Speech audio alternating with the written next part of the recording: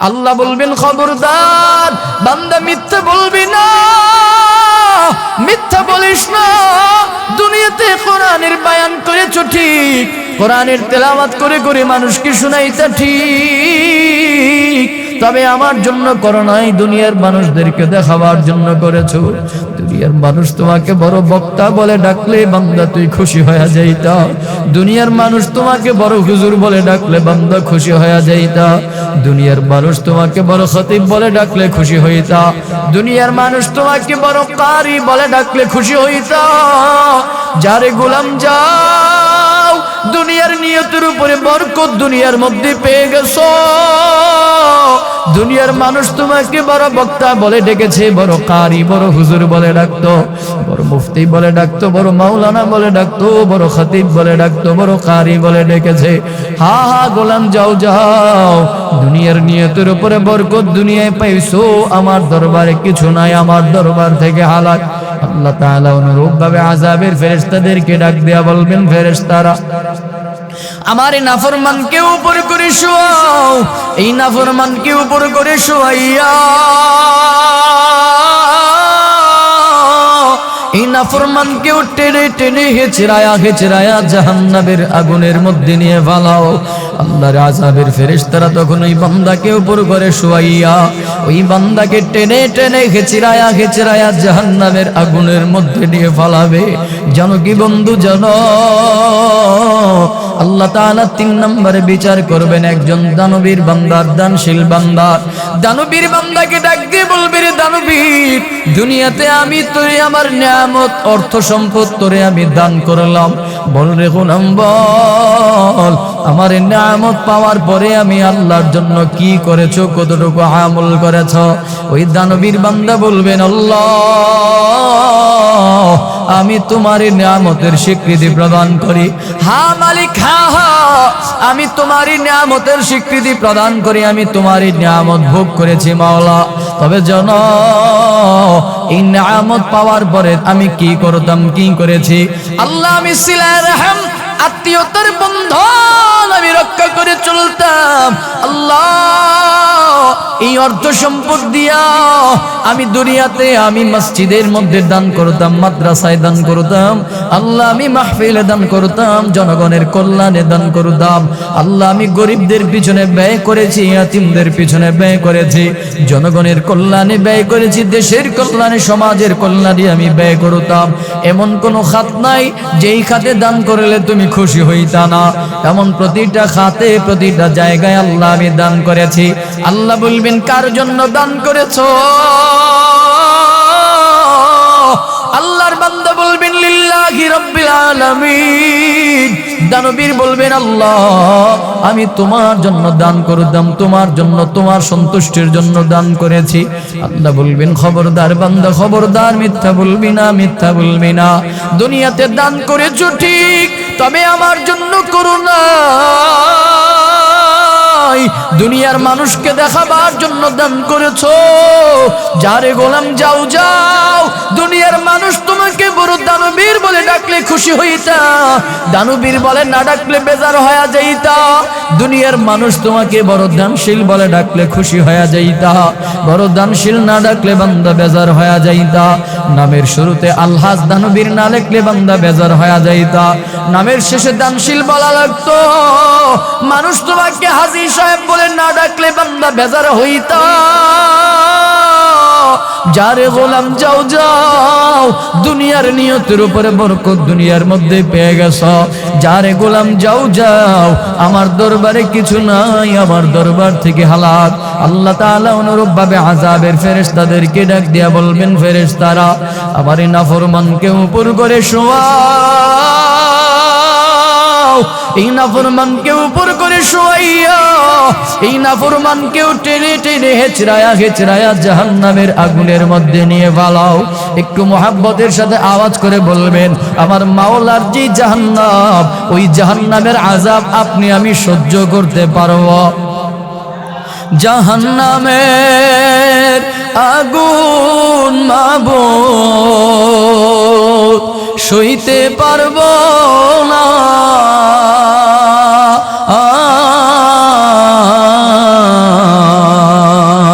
দুনিয়াতে নৌকা কান্দাইয়া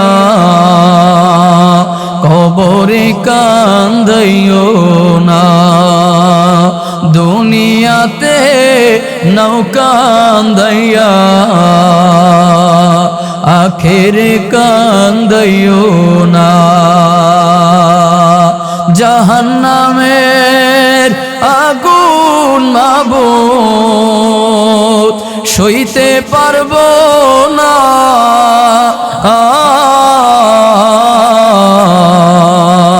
দুনিয়াতে নৌকা কান্দাইয়া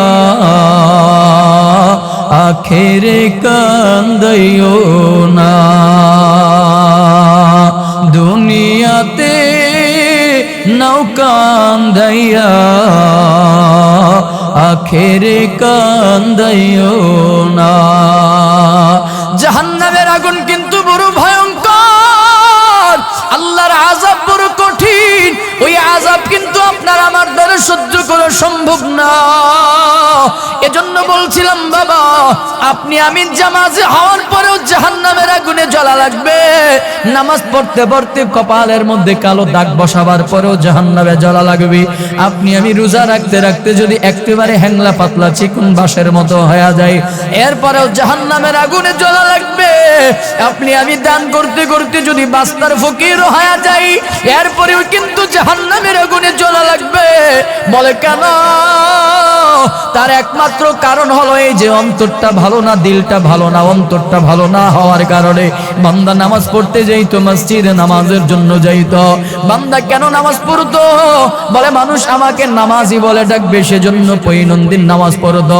বলে এই মানুষকে দেখাবার জন্য বান্দা নামাজ পড়েছে আল্লাহর জন্য পড়ে নাই এই কারণে বান্দা নামাজ পড়তে পড়তে কালো দাগ বসায় ফেললো নামাজি বান্দা জাহান্নামে যাবে বান্দা রোজা রাখতো কেন রোজা রাখতো আল্লাহর আযাবের ভয়ে না আল্লাহর হুকুমের জন্য রাখে নাই মানুষকে দেখাবার জন্য রেখেছে মানুষ তাকে রোজাদার বলে ডাকবে সেজন্য রোজা রাখতো বান্দা দান করতো কেন দান করতো মানুষ তাকে দানবীর বলে ডাকবে সেজন্য দান করতো আল্লাহর কসম অন্তরের মধ্যে যদি লৌকিকতা থাকে আপনি আমি যত বড় আবেদ যত বড় বুজুর্গ যত বড় ঈর্ষাবী হই না কেন যদি অন্তরের মধ্যে মানুষকে দেখাবার জন্য যদি নিয়ত হয়ে থাকে অন্তরের মধ্যে যদি মানুষের জন্য যদি ইচ্ছা হয়ে থাকে ওই ইবাদত বন্দেগী আরশে আজিম পর্যন্ত যাবে না ওই আরশে আজিম প্রথম আসমানের মধ্যেই ঝুলে থাকবে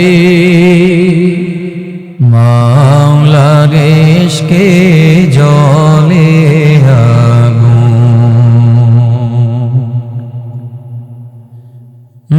নিভাইলেও যে নেবে না পরে পরে ছাই হইল এই যে পাগলের সিনা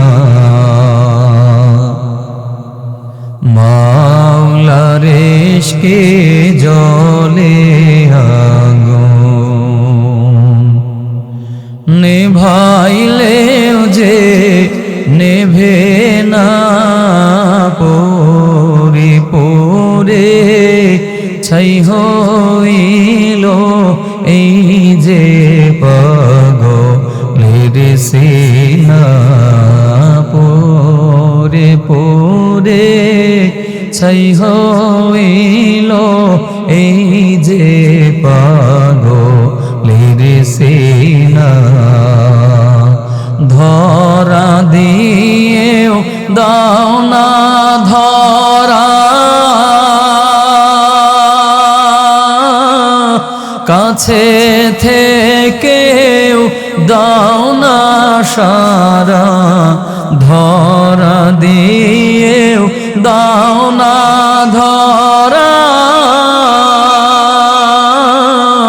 কাছে থেকেও দাও না সারা আমার এই বুকেতে বইছে খরা এই বুকেতে বইছে খরা না পাওয়ারি যত না পরে পরে ছাই হইল এই যে পাগলের সিনা মাওলার ইশকে জ্বলে আগুন নেভাইলেও যে নেভে না পরে পরে ছাই হইল এই যে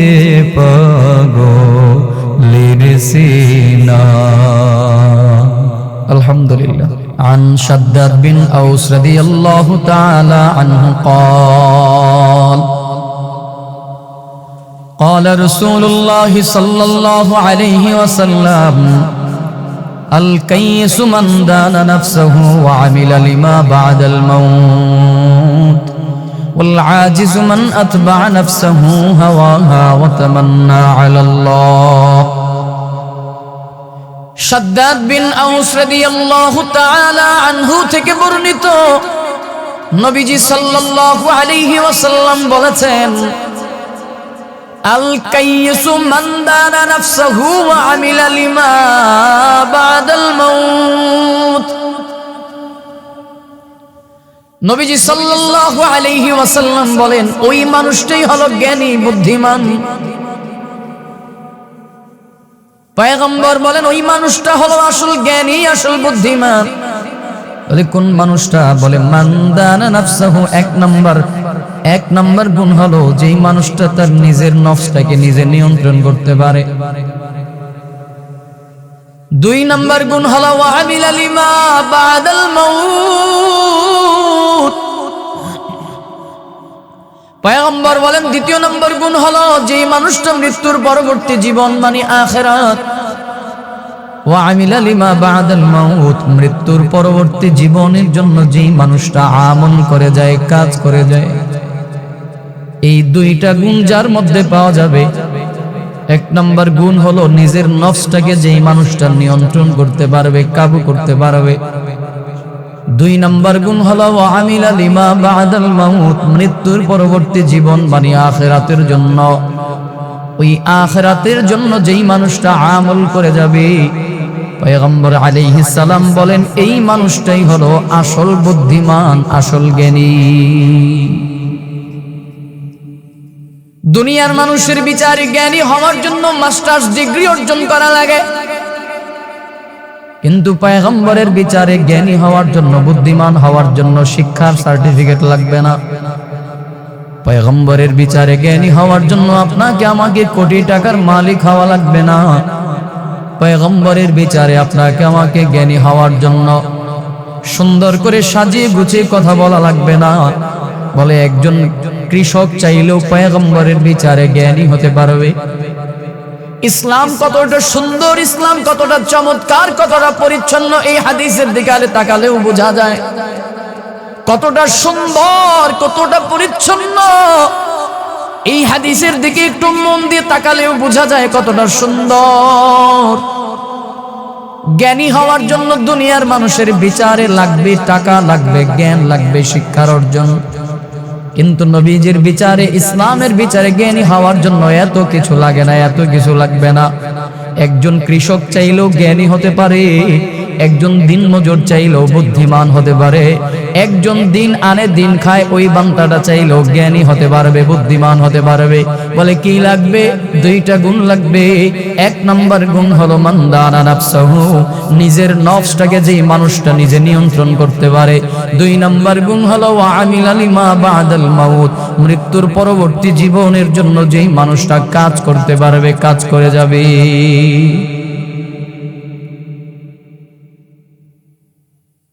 তাহলে 1 নম্বরের গুণ হলো যে মানুষটা নিজের নফসের হিসাবটা নিজে মিলায়। আরো সহজ কথা, নিজের নফসের হিসাবটা নিজে কেমন করে মিলাবো? বন্ধুরা আমার, আপনার আমার বয়সটা 30, 40, 50, 60, 70, 80 বছর পার হয়ে গেল। কারো 40 বছর পার হয়ে গেল, কারো 50 বছর, কারো 60 বছর, কারো 70 বছর, কারো 80 বছর চলে গেল। এই 70 বছর 80 বছরের জিন্দগির মধ্যে আজ পর্যন্ত আপনি আমি কখনো বিছানার মধ্যে পিঠটা লাগায়া, বালিশের মধ্যে মাথাটা লাগায়া। কখনো কি চিন্তা করে দেখলাম, হায়রে আমার জীবন থেকে 40, 50, 60, 70, 80 বছর চলে গেল। জীবন থেকে 70 বছর, 80 বছরের জীবনটা চলে গেল, কয়দিনই বা দুনিয়ার মধ্যে থাকবো।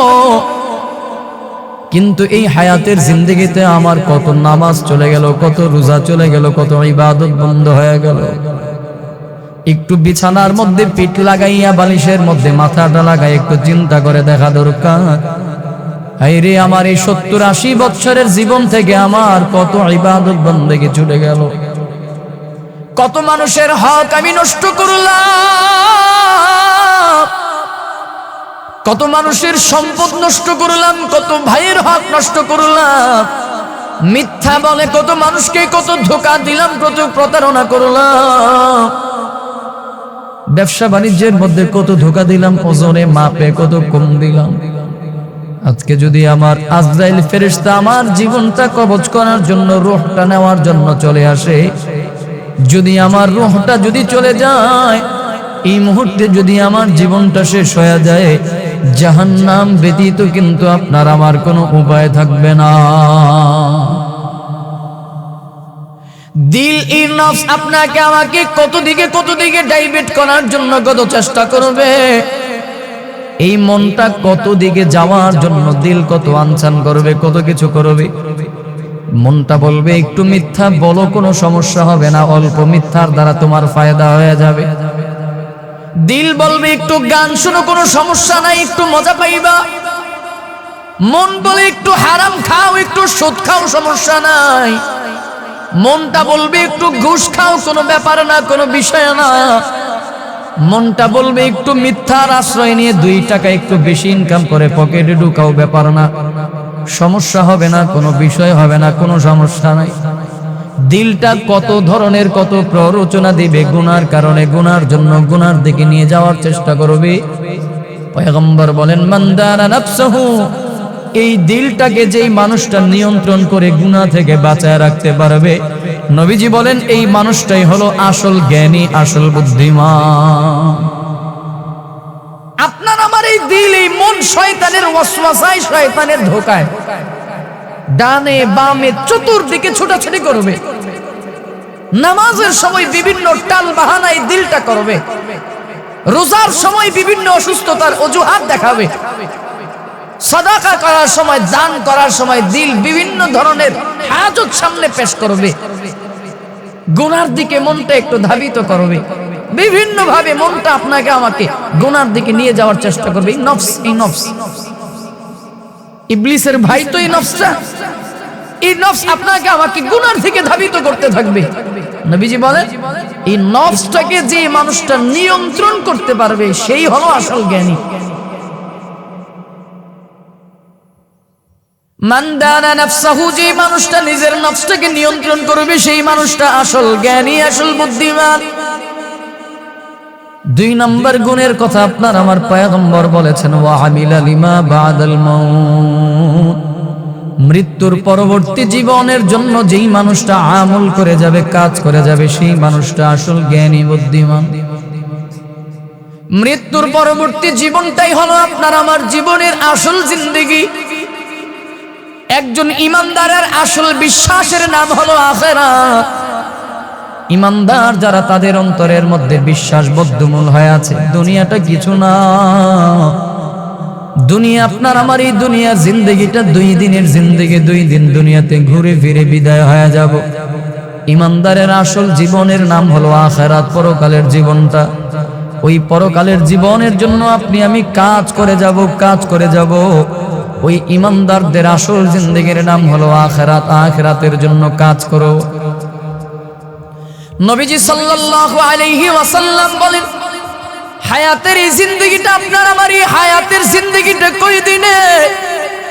নবীজি সাল্লাল্লাহু আলাইহি ওয়াসাল্লাম বলেন, দুনিয়ার হায়াত আর আখিরাতের হায়াতটাকে বোঝাবার জন্য, দুনিয়ার হায়াত আর আখিরাতের হায়াতটাকে বোঝাবার জন্য পয়গম্বর উদ্ধৃতি দিয়েছেন। বলে, উম্মত শোনো, গোটা পৃথিবীর পানিগুলোকে যদি একত্রিত করা হয়, আর ওই পানির মধ্যে যদি একটা সুই ডুবানো হয়, সুইয়ের মাথায় কাঁথা শিলানো, সুইয়ের মাথায় যেই পরিমাণে পানি উত্তোলন হবে উঠবে, ওরে উম্মত, ওই পানিটা হবে তোমার আমার দুনিয়ার হায়াত, দুনিয়ার জিন্দেগি। আর অবশিষ্ট যত পানি থাকবে সব পানিগুলো তোমার আমার আখিরাতের হায়াত, আখিরাতের জিন্দেগি। তার মানে একটু মোহাব্বতের সাথে আওয়াজ করে বলবেন, আপনার আমার আসল জিন্দেগি এই দুনিয়া নাকি আপনার আমার আসল জিন্দেগি কবর? এজন্যই পয়গম্বর বলেন ওই মানুষটাই হলো জ্ঞানী, যেই মানুষটা ওই কবরের জন্য, আখিরাতের জন্য কাজ করবে। রব্বুল ইজ্জত জালাল আল্লাহ পাক আপনাকে আমাকে দুনিয়ার মধ্যে কেন পাঠাইছেন? সূরা মুলকের 2 নম্বর আয়াতে কারিমার মধ্যে আল্লাহ তাআলা জানাইয়া দেন, আল্লাযী খালাকাল মাউতা ওয়াল হায়াতা লিয়াবলুয়াকুম আইয়ুকুম আহসানু আমালা। আল্লাহ তাআলা বলেন, আমি দুনিয়াতে যত মানুষ প্রেরণ করলাম, দুনিয়াতে যত মানুষ পাঠাইলাম, মৃত এবং জীবিত সব মানুষদেরকে দুনিয়ার মধ্যে পাঠাইলাম। বলে কেন? বলে 2টা কারণ দিয়ে পাঠাইলাম। 1 নম্বর কারণ হলো লিয়াবলুয়াকুম আইয়ুকুম, পরীক্ষা করার জন্য পাঠাইলাম। কি পরীক্ষা করব? আহসানু আমালা, কার আমলটা কত সুন্দর, কার আমলটা কত চমৎকার, কার আমলটা ভালো। আমি আল্লাহ পরীক্ষা করার জন্য দুনিয়াতে সব মানুষদেরকে পাঠাইলাম, কার আমলটা ভালো, কার আমলটা চমৎকার, কার আমলটা উত্তম, কার আমলটা আহসান। এজন্য কোন মানুষ এই পরীক্ষা থেকে বাদ পড়বে না। বলতে পারেন আমি একজন কৃষক মানুষ, আমাকে আল্লাহ কেমন করে পরীক্ষা নেবে? বলতে পারেন আমি একজন শ্রমিক মানুষ, দিনমজুর মানুষ, আমি একজন দিন আনি দিন খাই, আমি একজন রিক্সা চালক, অটো চালক, সিএনজি চালক। বলতে পারেন আমি একজন একেবারে খেটে খাওয়া মানুষ, আল্লাহ তাআলা আমার থেকে কেমন করে পরীক্ষা নেবেন? মনে রাখবেন, এই কৃষক হওয়াটাও আল্লাহর পক্ষ থেকে একটা ফয়সালা ছিল। আল্লাহ চাইলে আপনাকে আমাকে কোটিপতির ঘরে পাঠাইতে পারতেন, কিন্তু না, আল্লাহ আপনাকে আমাকে কোটিপতির ঘরে না পাঠাই একজন শ্রমিকের ঘরে পাঠাইলেন। একজন বাদশা নয়, একজন ফকিরের ঘরে, দরিদ্রের ঘরে পাঠাইলেন।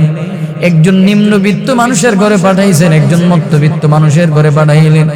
যার কারণে আপনি আমি একজন শ্রমিক হয়ে গেলাম, আপনি আমি একজন কৃষক হয়ে গেলাম, আপনি আমি একজন চাষাবাদ হয়ে গেলাম। এই পাঠানোটা, এই তাকদীরটা আল্লাহর পক্ষ থেকে, আল্লাহর পক্ষ থেকে। আর আপনি আমি যে হালতের মধ্যেই থাকি না কেন, এই হালতটাই আল্লাহর পক্ষ থেকে একটা পরীক্ষা।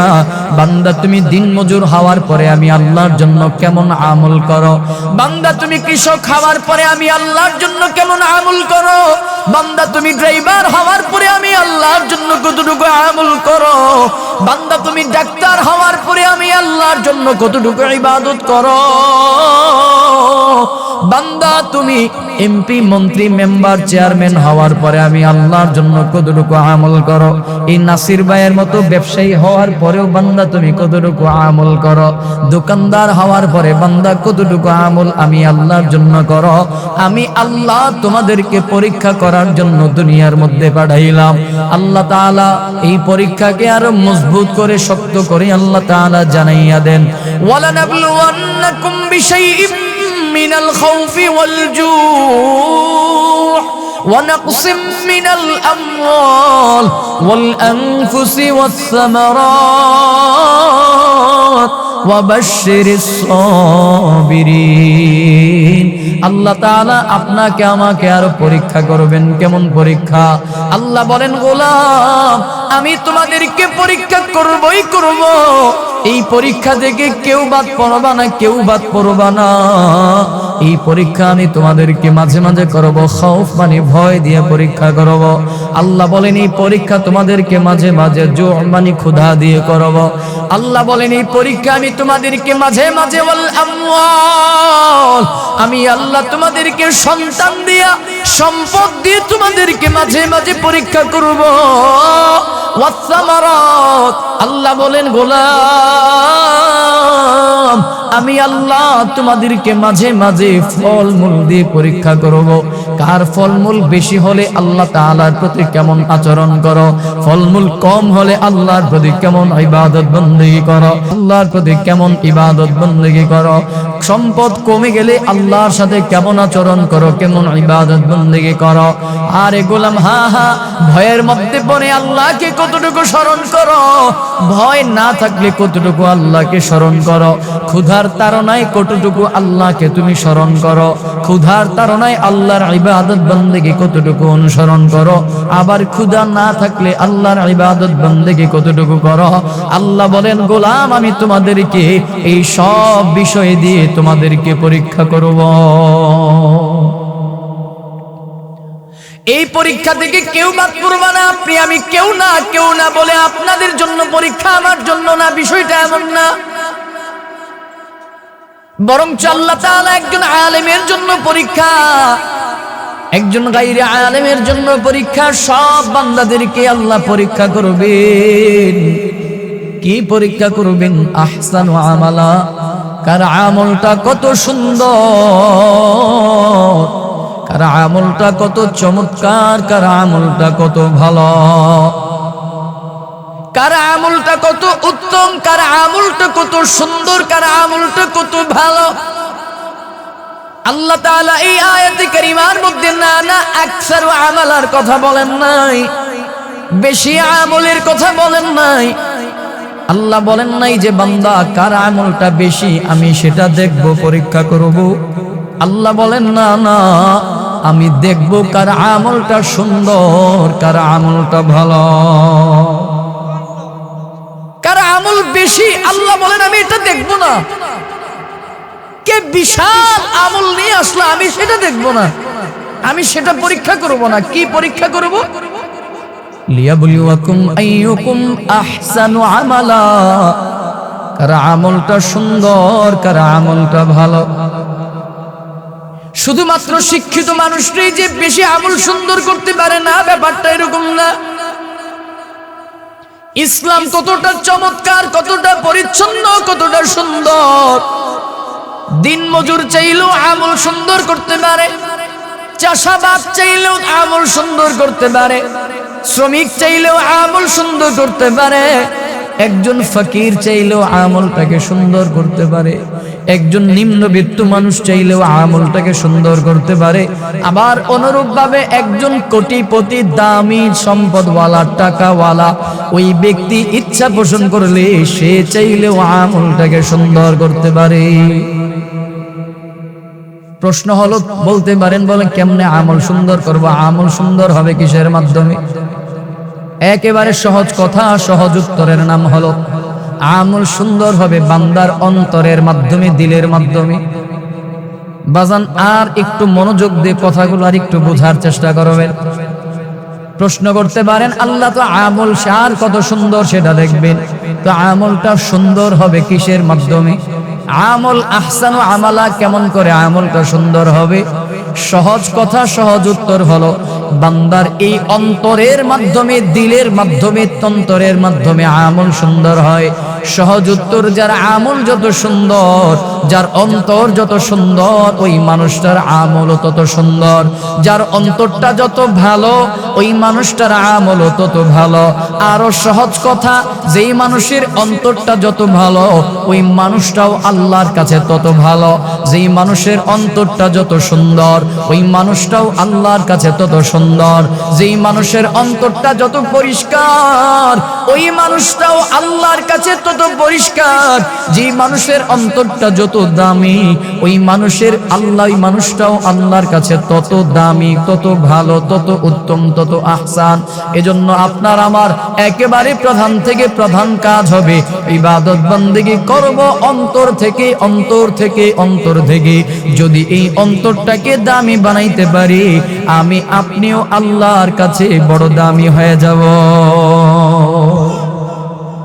অন্তরের দাম আল্লাহর কাছে আছে। আল্লাহর কাছে অন্তরের মূল্যায়ন, অন্তরের দাম। বাহ্যিকের কোনো দাম আল্লাহর কাছে নাই। চেহারার সৌন্দর্যের দাম আল্লাহর কাছে নাই, অর্থ সম্পদের সৌন্দর্যের দাম আল্লাহর কাছে নাই। অন্তর যার সুন্দর ওই মানুষটাও আল্লাহর কাছে সুন্দর। এজন্য অন্তরটাকে দামি বানাবা দরকার, দামি বানাইতে হবে। কারণ পয়গম্বর আকরাম সাল্লাল্লাহু আলাইহি ওয়াসাল্লাম বলেছেন, রব্বুল ইজ্জত জালাল আল্লাহ পাক রব্বুল আলামিন বিচারের কার্যক্রম যেদিন শুরু করে দিবেন, আল্লাহ তাআলা বান্দার বিচার যখন করবেন, আল্লাহ বান্দার অন্তরের দিকে তাকায়া বিচার করবেন, দিলের দিকে তাকায়া বিচার করবেন। না রে বাবা না, আল্লাহ বান্দার ক্ষমতার দিকে তাকায়া বিচার করবেন না, আল্লাহ বান্দার চেহারার দিকে তাকায়া বিচার করবেন না, আল্লাহ বান্দার শরীরের দিকে তাকাইয়া বিচার করবেন না, আল্লাহ বান্দার ধন দৌলতের দিকে তাকায়া বিচার করবেন না, আল্লাহ বান্দার অর্থ সম্পদের দিকে তাকাবেন না, বংশ গৌরবের দিকে তাকাইয়া বিচার করবেন না। আল্লাহ বান্দা পদ পদবী ব্যবসা বাণিজ্য দুনিয়ার কোনো কিছুর দিকে তাকাইয়া আল্লাহ বিচার করবেন না। তো আল্লাহ তাআলা কোন দিকে তাকাইয়া বিচার করবেন? قال رسول الله صلى الله عليه وسلم إن الله لا ينظر إلى صوركم ولا إلى أجسامكم ولكن ينظر إلى قلوبكم وأعمالكم। আপনার আমার পয়গম্বর মুহাম্মদুর রাসূলুল্লাহ সাল্লাল্লাহু আলাইহি ওয়াসাল্লাম হাদিসের মধ্যে জানায়া দেন, নবীজি বলেন আল্লাহ তাআলা যখন বিচার করবে, বান্দার চেহারার দিকে আল্লাহ তাকাইবেন না। ইন্নাল্লাহা লা ইয়ানজুরু ইলা সুওয়ারিকুম, আল্লাহ বান্দার চেহারার দিকে তাকাইবে না।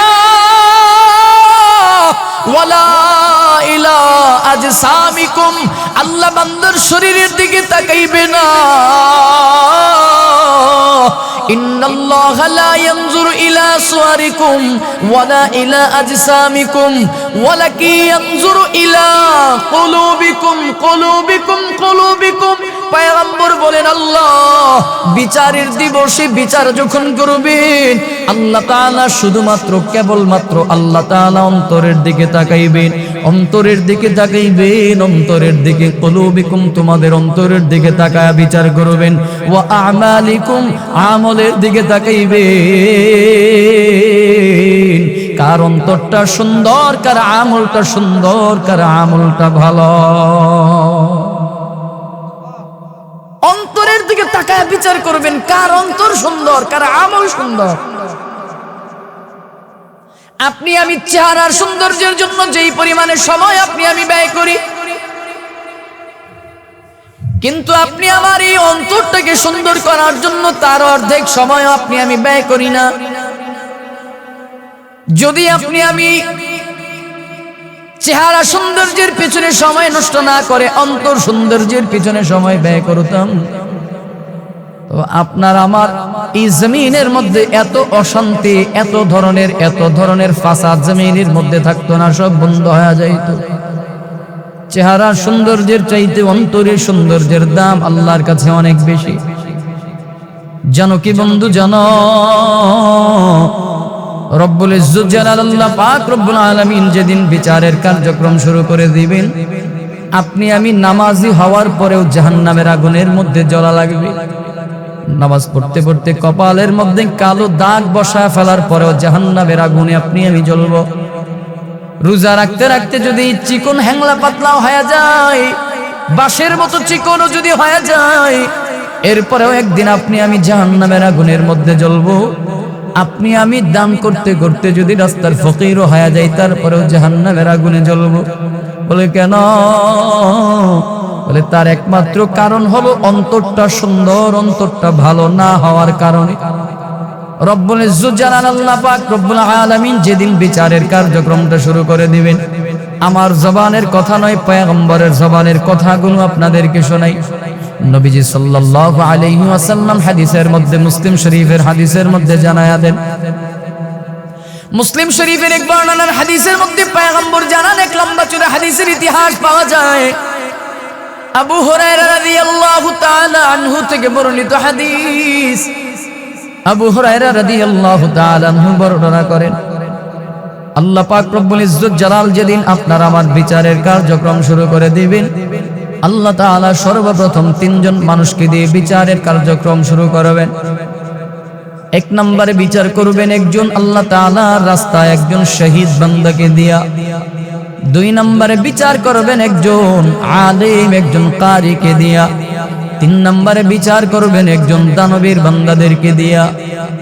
রব্বুল ইজ্জত জালাল আল্লাহ পাক রব্বুল আলামিন শহীদ বান্দাকে ডাক দিয়ে বলবে, রে গোলাম, দুনিয়াতে অনেক নিয়ামত আমি তোরে দিলাম, শারীরিক সক্ষমতা দুনিয়াতে আমি তোরে দিলাম, বল বল গোলাম, আমার এই নিয়ামত পাওয়ার পরে আমি আল্লাহর জন্য কি করেছো? ওই শহীদ বান্দা বলবেন, আল্লাহ, আমি তোমার এই নিয়ামতের স্বীকৃতি প্রদান করি মালিক। হ্যাঁ হ্যাঁ, তুমি আমাকে এই নিয়ামত দিয়েছো, আমি তোমার নিয়ামতের স্বীকৃতি প্রদান করি। তবে মালিক জানো, এই নিয়ামত পাওয়ার পরে আমি কি করেছিলাম? আল্লাহ, এই নিয়ামত পাওয়ার পরে আমি তোমার রাস্তায় জিহাদ করেছি, যুদ্ধ করেছি, লড়াই করেছি। এরে বাজানা, আমার মুখের কথা নয়, পয়গম্বরের জবানের হাদিসের অনুবাদটুকু আপনাদেরকে শোনাই। নবীজি সাল্লাল্লাহু আলাইহি ওয়াসাল্লাম বলেন, আল্লাহ তাআলা জিজ্ঞেস করবেন, গোলাম, যুদ্ধ করেছো, জিহাদ করেছো, কার জন্য করেছো? কার জন্য যুদ্ধ করেছো? কার জন্য লড়াই করেছো? কার জন্য জিহাদ করেছো? আল্লাহর ওই গোলাম শহীদ বান্দা বলবেন, আল্লাহ, আমি শুধুমাত্র তোমার জন্য, লিল্লাহি রাব্বিল আলামিন, তোমার জন্য যুদ্ধ করলাম। আল্লাহ, আমি তোমার জন্য জিহাদ করেছি, তোমার জন্য লড়াই করেছি, তোমার জন্য যুদ্ধ করলাম। আল্লাহ তাআলা বলবেন, বান্দা খবরদার, মিথ্যা বলবা না বান্দা, মিথ্যা বলিস না, মিথ্যা বলবা না। দুনিয়াতে যুদ্ধ করেছো ঠিক, দুনিয়াতে লড়াই করেছো ঠিক, জিহাদ করেছো ঠিক, শাহাদাত বরণ করেছো ঠিক, তবে আমার জন্য করো নাই, দুনিয়ার মানুষদেরকে দেখাবার জন্য করেছো। যারে গোলাম যাও, দুনিয়ার মানুষ তোমাকে যোদ্ধা বলে ডেকেছে, দুনিয়ার মানুষ তোমাকে বড় বীর বলে ডাকতো, দুনিয়ার মানুষ তোমাকে বড় শহীদ বলে ডেকেছে। আমার দরবারে কিছু নাই, আমার দরবার থেকে বান্দা তুমি হালাক। আল্লাহ তাআলা এই বান্দাকে দূর দূর করে তাড়ায় দিবেন, যাও বান্দা, আমার দরবার থেকে তুমি হালাক। আল্লাহ তাআলা আযাবের ফেরেশতাদেরকে ডাক দিয়া বলবেন, ফেরেশতারা, আমার নাফরমানকে উপর করে শোয়াও। এই নাফরমানকে উপর করে শোয়াইয়া এই নাফরমানকে টেনে টেনে হেচড়ায়া হেচড়ায়া জাহান্নামের আগুনের মধ্যে নিয়ে ফালাও। আল্লাহর আযাবের ফেরেশতারা তখন ওই শহীদ বান্দাকে, যেই মানুষটা আল্লাহর জন্য যুদ্ধ করে শহীদ হয়ে গেল, ওই শহীদ বান্দাকে উপর করে শোয়াইয়া টেনে টেনে হেচড়ায়া হেচড়ায়া জাহান্নামের আগুনের মধ্যে নিয়ে বান্দারা ওই বান্দাকে নিয়ে ফেলে দেবে। আল্লাহ তাআলা দুই নম্বরে বিচার করবেন আমার মতো একজন পচা গান্দা বাঁশি নষ্ট আলেমকে দিয়া। আমার মতো একজন পচা গান্দা বাঁশি নষ্ট আলেমের কারির বিচার আল্লাহ তাআলা দুই নম্বরে করবেন। আল্লাহ তাআলা ওই আলেম আর কারিকে ডাক দিয়া বলবেন, রে আলেম, দুনিয়াতে আমি তোরে আমার নিয়ামত তোর সিনার মধ্যে, কোরআনের ইলম তোর সিনার মধ্যে দিলাম, আমার নিয়ামত সিনার মধ্যে, তোর সিনার মধ্যে কোরআনের ইলম তোর সিনার মধ্যে দিলাম। দুনিয়াতে কত চমৎকার, কত মধুর একটা কণ্ঠ আমি তোরে দিলাম। বল বল গোলাম বল, আমার নিয়ামত পাওয়ার পরে আমি আল্লাহর জন্য কতটুকু আমল করেছো, কতটুকু ইবাদত বন্দেগী করেছো?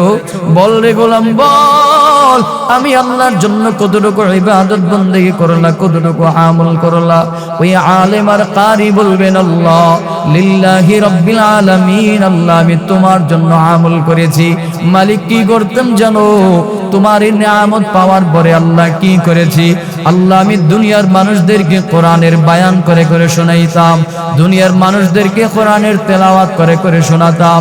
আল্লাহ, দুনিয়ার মানুষদেরকে কোরআনের দাওয়াত দিতাম, দুনিয়ার মানুষদেরকে বায়ান করে শুনাইলাম। আল্লাহ বলবেন, কার জন্য করেছো, কার জন্য বায়ান করেছো, কার জন্য দাওয়াত দিয়েছো? ওই বান্দা বলবেন, লিল্লাহি রাব্বিল আলামিন, আল্লাহ, আমি তোমার জন্য করলাম, তোমার জন্য করেছি। আল্লাহ, এজন্য শেষ কথা, হায়াতের জিন্দেগিতে আপনি আমি যতদিন থাকবো, যতদিন বাঁচবো, হায়াতের জিন্দেগিতে আপনি আমি যতদিন থাকবো, যতদিন বাঁচবো, ততদিন ইবাদত বন্দেগী হবে একমাত্র কার জন্য? ইন্না সালাতি ওয়া নুসুকি ওয়া মাহইয়ায়া ওয়া মামাতি লিল্লাহি রাব্বিল আলামিন।